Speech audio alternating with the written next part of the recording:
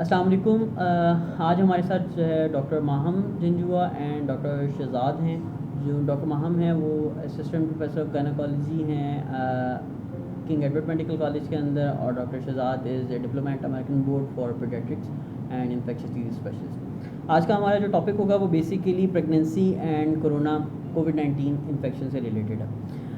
Pregnancy itself एक इंसान के अंदर दो जो है वो रूहें होती हैं, और वो उसके जो अज़ा हैं वो दो बेसिकली इंसानों को सपोर्ट कर रहे होते हैं। तो पहले ही एक वीकनेस और एक समझने के कमज़ोरी वाला मामला होता है। तो उस सूरत के अंदर कोरोना जो है वो ज़्यादा तेज़ हमला करता है, या ज़्यादा जो है वो आपके लिए प्रोटेक्टिव हो जाती है प्रेगनेंसी, या क्या सिलसिला होता है, इस सारे मामले में हम जो है वो डॉक्टर माहम से आज हेल्प लेंगे। क्या प्रेगनेंसी के अंदर कोरोना होने का चांस ज़्यादा होता है? हाँ जी, जो प्रेग्नेंट स्टेट है, जो ख़वातीन जो हैं जो प्रेग्नेंट होती हैं, उनका दिफाई निज़ाम इन्फेक्शंस के ख़िलाफ़ वो आम औरतों की बनस्बत कमज़ोर होता है। Pregnancy is called an immuno compromise state. So corona होने के चांसेस जो हैं वो प्रेग्नेंट वुमेन में जो हैं वो ज़्यादा है। ठीक हो गया। अच्छा, अब मुझे ये दूसरा सवाल ये है कि अब ये जो रिस्क है प्रेगनेंसी का, अगर ये इसमें प्रेगनेंसी के अंदर कोरोना का रिस्क ज़्यादा है, तो ऐसे लोग हॉस्पिटल्स के अंदर या उसकी स्पेशली क्या केयर इम्पॉर्टेंट है as compare to a normal female? चूँकि प्रेगनेंसी में रिस्क बढ़ जाता है कोरोना होने का, तो जिस तरह के हुकूमत भी बहुत कोशिश कर रही है और डॉक्टर्स भी और हम सब लोग अपने इंडिविजुअल लेवल पे बार बार ये पैगाम देते रहे हैं कि गैर ज़रूरी घर से निकलने से गुरेज किया जाए। लेकिन प्रेगनेंसी एक ऐसी चीज़ है कि जिसमें औरतों को निकल के चेकअप के लिए आना पड़ता है, जो कि बाज़ औक़ात बिल्कुल नागुज़ीर हो जाता है। वो आना बहुत ज़रूरी होता है। उसमें किया ये जा सकता है कि ऐसी जगहों पे जाया जाए या उन जगहों को प्रेफर किया जाए कि जहाँ पे रश थोड़ा कम हो। अब ऐसे हस्पताल भी हैं इस शहर में जो कि बहुत रश होता है, बहुत हजूम होता है, और कुछ ऐसी जगह भी हैं जो कि छोटे सेटअप्स हैं जहाँ पे कम मरीज़ होते हैं, जहाँ पे ज़्यादा SOPs का ख्याल रखा जाता है।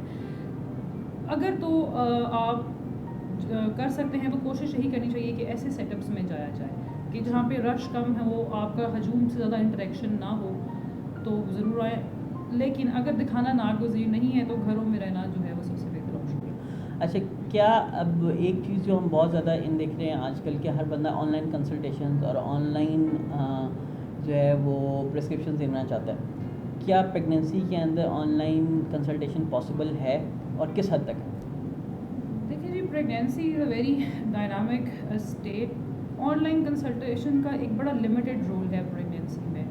इस तरह नहीं हो सकता कि पूरी प्रेगनेंसी ही आप डॉक्टर को कैमरे पे देखते देखते और डॉक्टर आपको कैमरे पे देखते देखते आपको सेफली डिलीवर कर ले और आपका बच्चा भी बिल्कुल हेल्दी हो। ये तो मतलब WHO ने और तमाम जो पॉलिसी मेकर्स हैं उन्होंने 6 विजिट्स मस्ट कहे हुए हैं कि वो प्रेगनेंसी में रिक्वायर्ड हैं, ये देखने के लिए कि माँ और जो बच्चा अंदर डेवलप हो रहा है वो दोनों सेहतमंद हैं या नहीं है। वो अब कैमरे में एक हद तक देखा जा सकता है।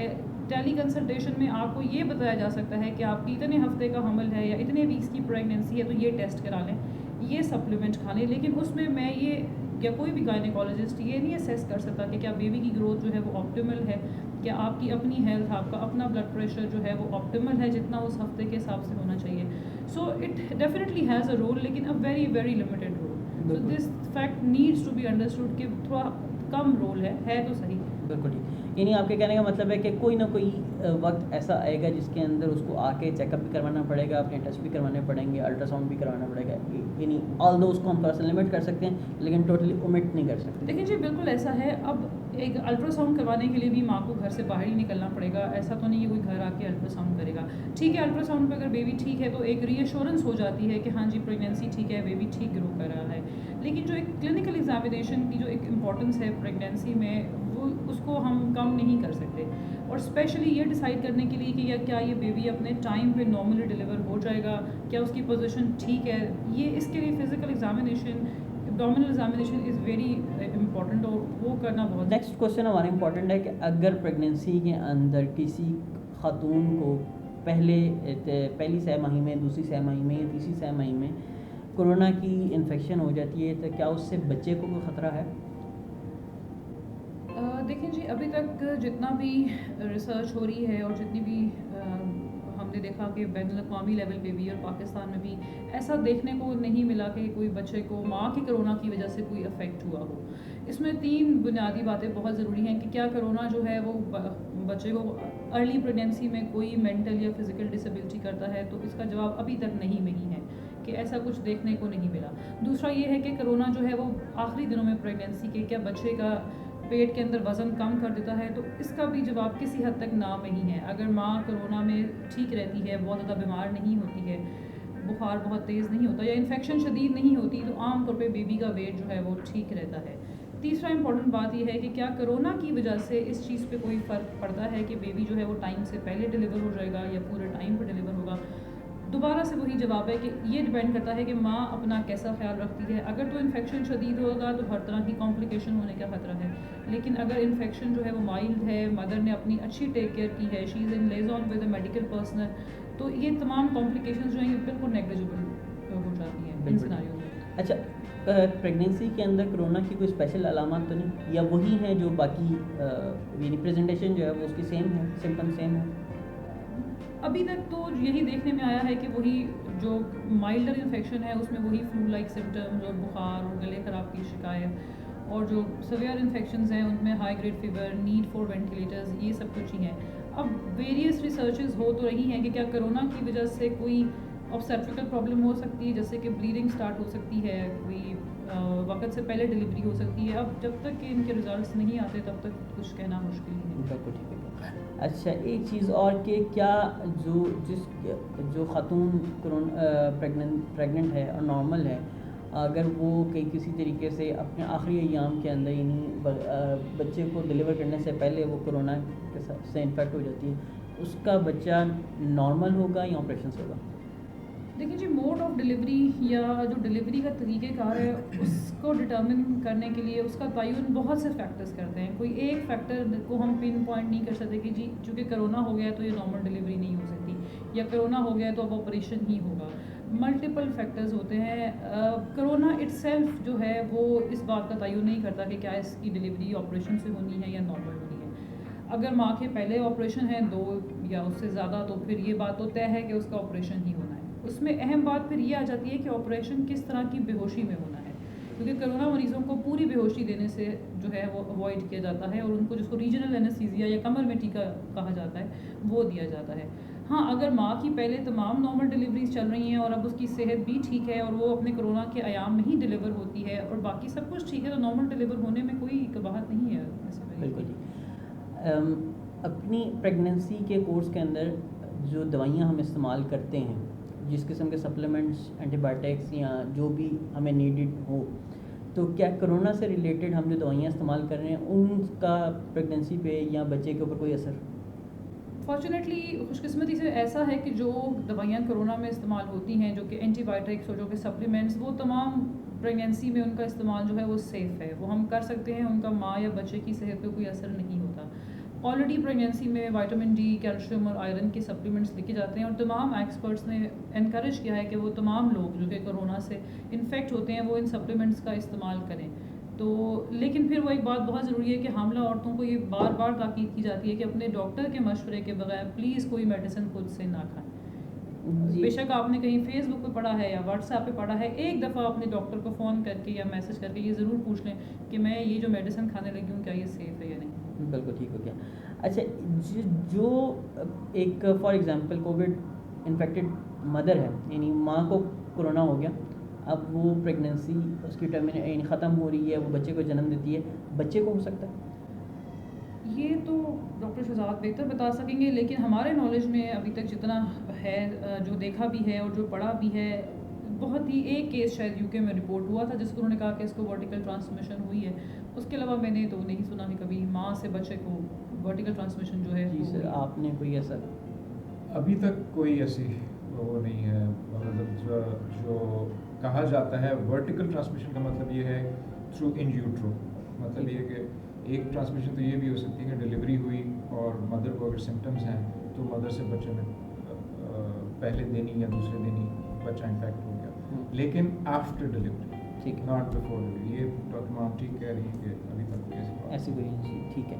अच्छा, जो बच्चा डिलीवर हो गया, अब मदर और बच्चे का इंट्रैक्शन तो किसी लेवल के ऊपर होना ही है, यानी उसने हम जैसे कहते हैं कि breast feeding is most important thing, for a new born baby.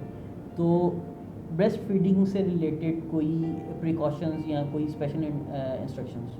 देखिए जी, पाकिस्तान जैसे मुल्क में जहाँ पे गुर्बत थोड़ी ज़्यादा है और डायरियल डिजीज़ जो हैं वो उनका इंसिडेंस भी सर्विस पे रोशनी डालेंगे वो बहुत ज़्यादा है, वहाँ पे ब्रेस्ट फीडिंग की अफादियत पे तो जितना ज़ोर डाला जाए उतना कम है। लिहाजा किसी भी फोरम पे ब्रेस्ट फीडिंग को तो डिस्करेज करना ही नहीं चाहिए। हाँ, अगर माँ को कोरोना है तो उसकी सांस से या उसके जो एरोसोल हैं उससे बच्चा इन्फेक्ट हो सकता है। सिंपल प्रोटेक्शन है, अगर वो मास्क इस्तेमाल कर लेती है, बच्चे को फीड करने से पहले सफाई कर लेती है, अपने आप को सैनिटाइज कर लेती है, तो बड़ी मिनिमम रिस्क हो जाता है। फिर वही बात है कि अफादियत जो है वो बहुत ज़्यादा है ब्रेस्ट फीडिंग की एज़ कम्पेयर टू कि इस डर से बच्चे को ना दिया जाए कि कहीं इसको कोरोना ना हो जाए। इसमें WHO की क्लियर कट गाइडलाइंस है, मतलब ये सवाल बहुत इम्पोर्टेंट है और बहुत ज़्यादा पूछा जाता है, हमें भी फ़ोन कॉल्स आती हैं, पूछा जाता है हमसे कि जी, तो उसमें क्लियर कट इंस्ट्रक्शंस हैं कि ब्रेस्ट फीडिंग आपने नहीं रोकनी, ठीक है। अब मसला यहाँ पे ख़त्म नहीं होता, मसला ये होता है कि जी आपके पास 2 माह का बच्चा है, उसका क्या करो, 3 माह का बच्चा है, 4 माह का, वो भी माँ का दूध पी रहा है, ब्रेस्ट फीडिंग आपने नहीं रोकनी है, ठीक है। आपने अपनी प्रिकॉशंस जैसे डॉक्टर माम ने कहा कि हाथ धोएं पहले और बाद में, मास्क पहने और बच्चे को फीड करना। लेकिन और ये एक थ्योरेटिकल बात है जो हम हमेशा करते हैं कि जो मैटरनल एंटीबॉडीज़ होती हैं वो बच्चों को प्रोटेक्ट करती हैं। सो अगर मदर को इन्फेक्शन हो गई है और उसके अंदर एंटीबॉडीज़ बन रही हैं कोविड के खिलाफ, तो दे विल बी हेल्पफुल, बजाय इसके नुकसान पहुँचाए। ये अभी मैं सिर्फ थ्योरेटिकल बात कर, अभी तक इसका कोई प्रूफ नहीं है, लेकिन टेक्निकली हम बाकी वायरसेस की जिस तरह प्रोटेक्शन कहते हैं कि जी इन्फेक्शन से बचाता है ब्रेस्ट मिल्क, तो बहुत ज़रूरी है ब्रेस्ट मिल्क। अच्छा, बिफोर वी एंड, आप अपने पेशेंट्स को या एक जनरल आवाम को क्या इंपॉर्टेंट मैसेज देना चाहेंगे as a gynaecologist against corona?